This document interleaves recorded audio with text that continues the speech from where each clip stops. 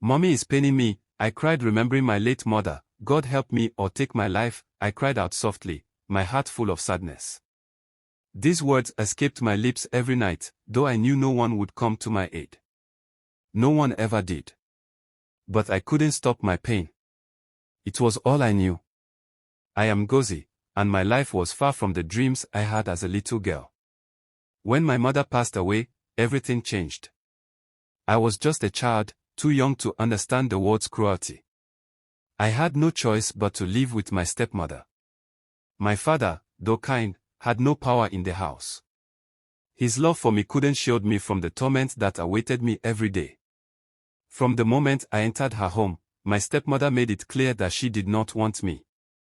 She would beat me for the smallest mistake, her anger always bubbling over, even if I hadn't done anything wrong. If I was late to finish my chores, she would slap me hard across the face. If I didn't do something exactly the way she wanted, she would shout at me in a voice full of hatred.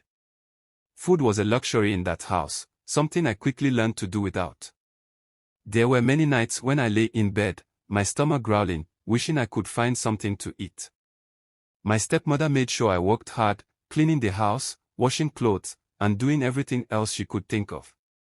But I never had enough time to eat. The other children in the house, they ate well. They laughed and played, but I was always left out. No one seemed to notice the pain I felt. I often cried myself to sleep, feeling so alone and forgotten. My father, who loved me dearly, didn't know the full extent of my suffering. He worked long hours and didn't see the way my stepmother treated me. Maybe he was afraid of her, too. I felt so abandoned, but there was something deep inside me, a small, flickering light that told me that this pain wouldn't last forever. I didn't know how, but I knew there had to be more to life than this.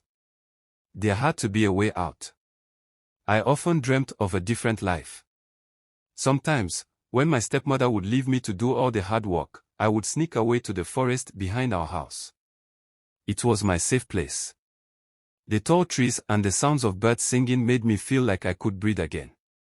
I would sit there for hours, thinking about the future and the life I would someday have. It was in that quiet forest that I began to make a promise to myself: I would never let my suffering break me. I would find a way to be happy, no matter what. One day, when I was about 14, I overheard a conversation between some villagers. They were talking about a scholarship to study in the city. The moment I heard about it, my heart skipped a beat. This was my chance. It was all I needed, a way to escape the life I was trapped in. But I didn't have money. I had no support. I didn't even know anyone in the city.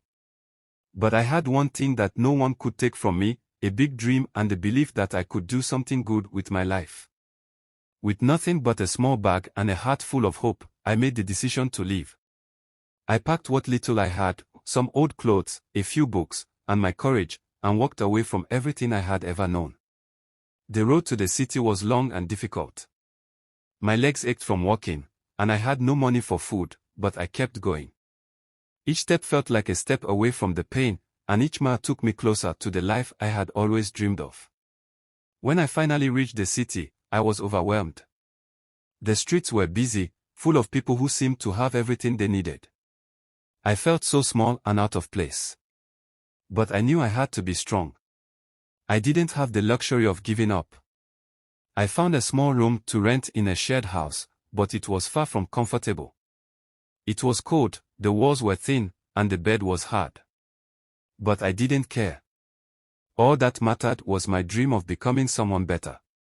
Every day, I woke up early to study, sometimes not eating anything all day just to save money. I worked hard at every task, never complaining, even when things were difficult. Life in the city was hard, and there were days when I doubted myself. But each time I felt weak, I would think about my past, about the days I had spent in the forest, dreaming of something better. That thought gave me strength. I reminded myself that I had survived the worst. If I could survive the cruelty of my stepmother, I could survive anything.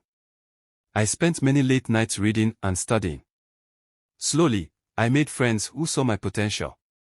They saw the kindness in me, the hard work, and the passion I had to make a difference. They encouraged me, and I started to believe in myself more. I worked part-time jobs to pay for school, and over time, I earned my degree. I became a doctor. It wasn't easy, but every challenge along the way only made me stronger. Years later, after finishing my studies, I went back to my village. I opened a small clinic to help people who didn't have access to healthcare, just like I once had. I remember the nights I had gone hungry, and I knew that I never wanted anyone to feel that kind of pain. I didn't want any child to go through what I had gone through. My clinic became a place of hope, where people could get the care they needed. I made sure that no one ever had to feel as alone and forgotten as I did. I never forgot the pain that my stepmother caused me, but I didn't let it destroy me. Instead, I used it to fuel my desire to help others. My past made me who I am today, someone strong, someone who believes in the power of dreams and hard work. God didn't take my life. He gave me strength to live, to dream, and to become the person I am today.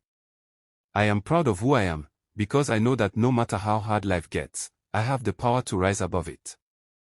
If I can do it, I know that anyone can. And so, here I am, living proof that even in the deepest pain, there is hope. There is always a way to turn your suffering into something good.